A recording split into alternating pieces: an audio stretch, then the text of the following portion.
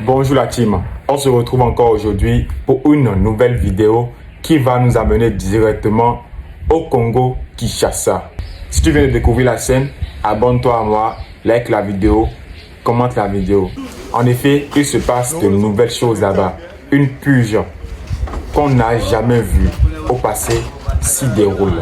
Au Congo Kinshasa, l'État procède à la purge des Kulunas. Les Kulunas sont des jeunes drogués, délinquants, âgés de 18 à 34 ans approximativement, qui depuis les années 2000 volent, raquettent ou ils les finissent face à des résistances. C'est l'équivalent des gangs en Haïti, mais qui terrorisent juste pour pouvoir piller la population.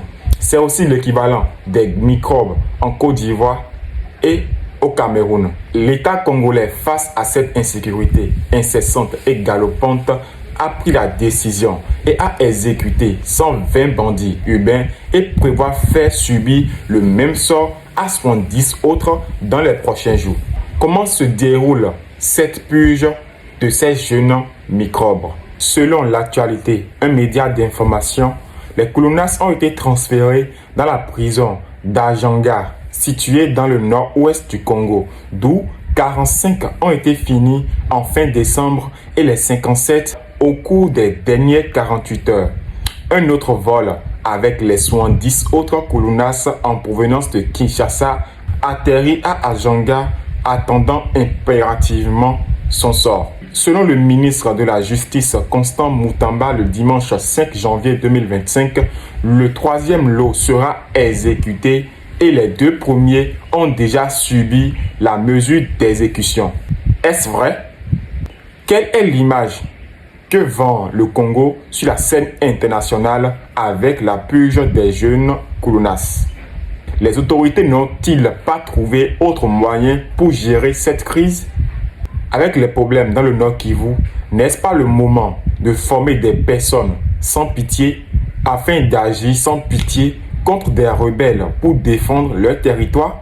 Bon nombre de personnes dont la société civile salue cette mesure prise par le gouvernement parce qu'il est impossible de circuler à partir de 19h30 par peur de tomber sur un Kuluna. D'autres voix disent que ce sont des abus et des violations des droits de l'homme et craignent la possibilité d'exécution extrajudiciaire avec les pressions politiques. Il est important de rappeler que la peine de mort avait été abolie en 1981 avant d'être rétablie en 2006.